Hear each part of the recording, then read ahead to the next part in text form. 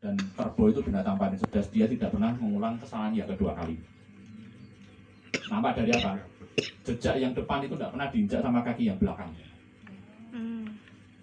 Kerbau adalah binatang yang cerdas, makanya untuk bertani harus seperti kerbau, cerdas dan kuat, serta juga rajin. Tapi yang jelas, eranya pertanian maju itu eranya abad 11, Jurolo dan Kediri. Kediri itu kerajaan ketiga terkaya di dunia, tidak main-main, ketiga terkaya di dunia. Satu ada Cina, yang kedua ada Arab, yang ketiga adalah kerajaan Kediri. Hebatnya dari apa? Dari pertanian.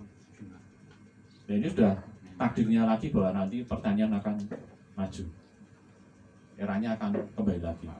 Amin. Terima kasih Pak, ini sudah Bapak Ibu sudah lebih dari 15 menit. Karena saya belajar keris itu sejak 1996. Jadi sudah mendekati 30 tahun dan saya berusaha mengeluarkan apa yang selama ini saya pelajari ke benda ini. Kemudian kenapa kok tadi lupa ya, yang lurus sudah ya, yang lo kenapa kalau keris dibikin lo? Karena zaman dahulu leluhur kepengen benda yang lebih panjang, berarti kan material yang lebih panjang itu lebih kuat, supaya bisa dibawa kemana-mana. Akhirnya di lo Pak, ditekuk untuk kecil untuk bisa dibawa kemana-mana. Tapi sebenarnya memegang keris itu adalah memegang sebuah janji yang harus ditepati oleh pemiliknya. Makanya dibikin lo. Dan lo itu pasti ganjil karena yang genapi adalah pemiliknya. Karena memegang pusaka adalah memegang janji. Dan pusaka itu ketika kita diamkan saja, dia akan berdoa. Berdoa untuk pemegangnya 24 jam non-stop dari empu-empu zaman dahulu.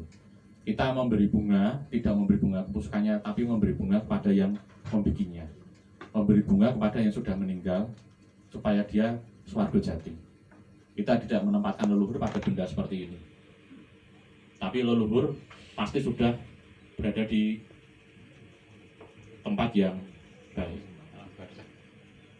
Jadi keris tidak untuk setan-setanan, tidak ada setan di sana. Karena kalau memegang setan itu di rumah itu ada 300, berarti setannya lebih dari 300 di rumah. Sudah kayak apa bentuknya saya? Sudah sangat tidak karu-karuan, tapi inilah benda spiritual dan bermuatan dari doa dari empunya zaman dahulu. Dan lakunya memang berat. Zaman dahulu ada yang dibayar, ada yang tidak empunya itu. Karena itu merupakan bukti dari pengabdian kepada raja. Saya ambil contoh satu aja, keris Nagosasra.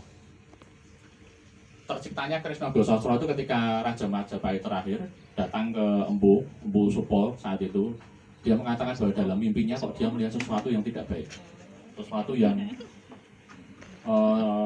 bakal terjadi seperti perang gitu. Akhirnya dia datang ke Empu Supo dan Empu Supo bertirakat, diberi jawaban dengan dibikinkan keris dapur Nagosasra. Dapur Nagosasra adalah keris berdapur naga dengan sisik 1000 untuk menangkal 1000 macam bahaya. Dan betul setelah Nagosasra jadi ada perang Paregrip, perang besar tapi tidak terjadi lama. Itulah awal mula keris Nagosasra dan banyak juga keris-keris yang seperti itu. Keris zaman dahulu tidak dikultuskan Pak, beda dengan saat ini. Saat ini ketika Solo rajanya pegangannya Jokowi turun, itu berarti dia penerus tahta Jogja. Solo pegangannya ini. Zaman dahulu tidak ada seperti itu. Bahwa ini adalah senjata. Ini adalah senjata moral raja-raja zaman dahulu. Dan zaman dahulu tidak diwariskan. Karena berharap penerusnya untuk membuat. Kenapa saya bilang itu? Era Buddha itu orang kalau meninggal semuanya dilepasi Pak. Semuanya dilepas, dibuang. Tidak ada yang diwariskan ke anak cucunya. Karena belum tentu cucunya itu cocok yang satu, yang kedua diminta untuk membuat yang lebih bagus daripada itu. Makanya saya banyak nemu yang saya bawa ini Pak, kebetulan banyak temuan-temuan. Dan temuan-temuan ini temuan-temuan dari situs-situs yang dahulu memang dilepaskan raja sebelum mangkat. Jadi sedemikiannya zaman dahulu dan pergeseran-pergeseran keris hingga zaman sekarang. Kalau zaman dahulu kan Hindu Buddha keyakinannya Pak, Hindu Buddha. Terus saat ini sudah masuk Islam. Dan keris dari Majapahit kearifannya sekarang larinya ke Bali. Jadi kalau melihat penempaan di Bali, model-model keris Bali, itulah Majapahit Pak. Majapahit adalah Bali. Kearifannya masih seperti itu. Dan zaman dahulu itu saking makmurnya Pak, karena bertani, makanan ada, semuanya ada, sehingga orangnya berkarya, tidak berpikir lagi, oh besok aku wayah ada cicilan, besok wayah aku ada ini, tidak ada Pak, seperti itu. Akibatnya berkarya Pak, menghasilkan karya-karya hebat yang everlasting. Kenapa saya bilang everlasting dan digilai? Vladimir Putin punya ruangan tersendiri untuk menyimpan keris. Erdogan punya ruangan sendiri untuk menyimpan keris. Jelas kita belum pernah mereka jajah kita. Kemudian Amerika, patakannya Singosari yang Raja Baruna, Sanghyang Baruna, ketika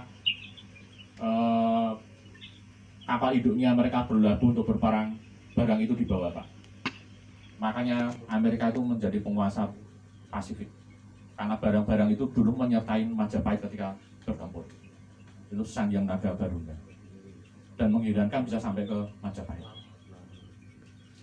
Karena kita tidak memarisi lagi, kita berusaha menghilangkan kearifannya itu dengan mendemit-demitkan, menghantu-hantukan. Ya inilah Pak, sedikit yang bisa saya sampaikan. Monggo lah lo bisa main ke rumah gitu, disambung saya ke rumah, saya sangat terbuka.